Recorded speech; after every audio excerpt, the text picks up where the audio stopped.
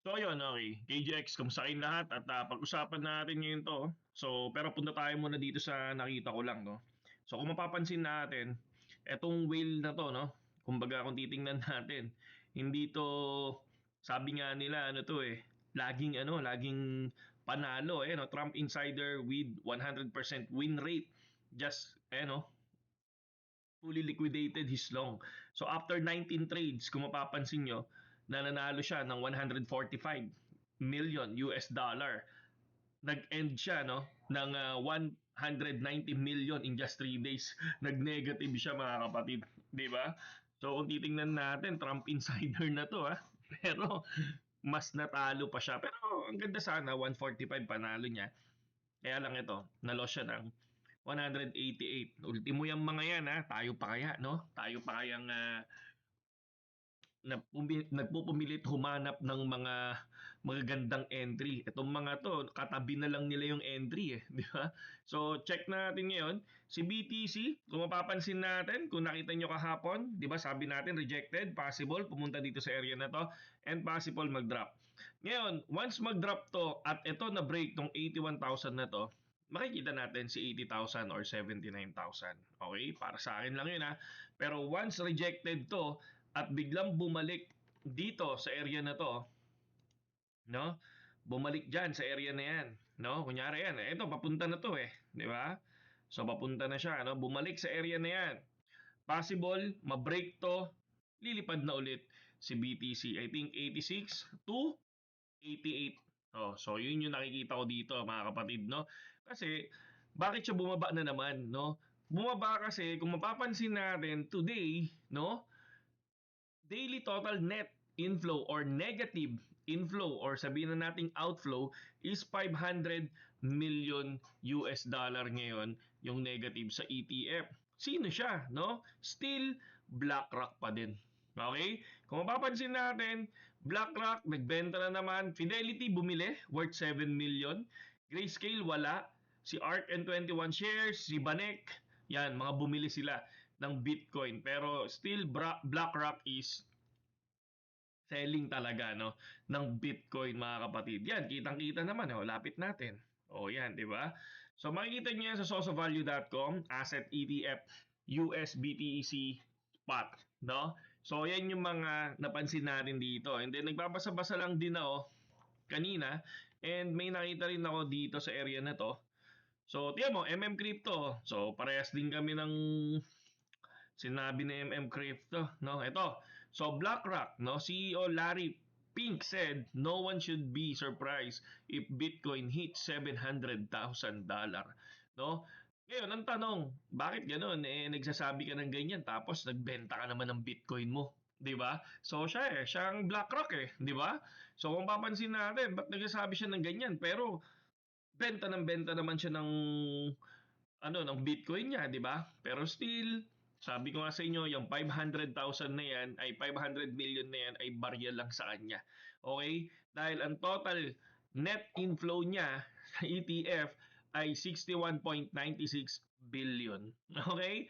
So, yung 500 na yan, wala pa yan katiting dito sa 61.96 billion niya, mga kapatid. Di ba? So, babagsak ba si Bitcoin? Hindi ko masabi kasi una, si inflow ni BlackRock ay nasa 61.96 billion pa, di ba?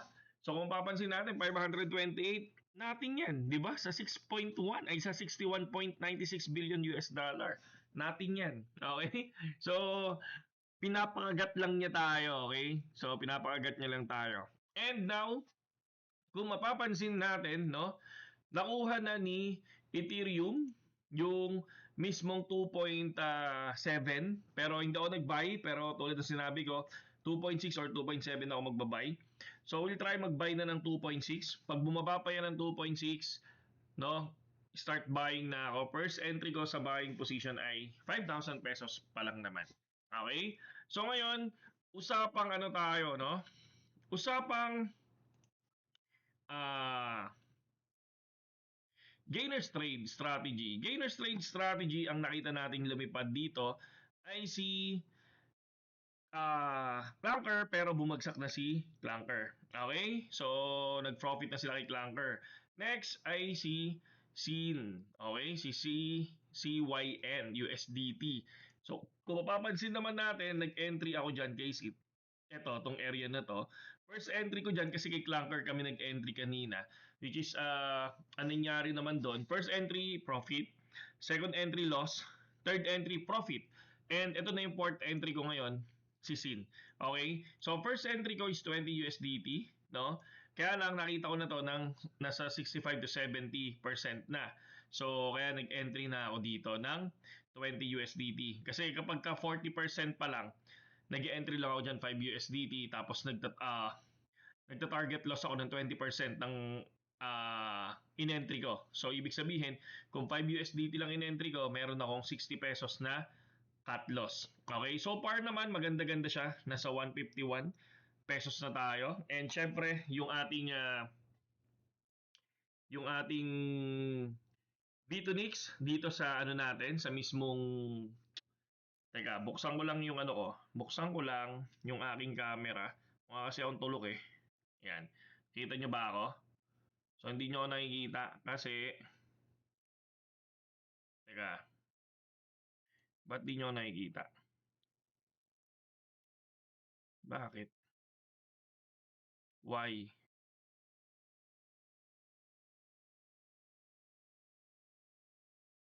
Sorry, hindi nyo ako makita, team. So, tingnan na lang natin sa susunod. Pero ito kasi, gusto ko lang ipakita sa inyo yung trade ko kay Bitonix. Nandito sa cellphone natin, no? Kasi itong Bitonix na nilagay ko dito ay hindi siya main account, no? Hindi siya main account natin. Nandito yung main account natin. Nakikita niyo yan sa Facebook natin. Okay? So, ayun, nag-edit na tayo ng video din natin sa YT para i-share sa inyo.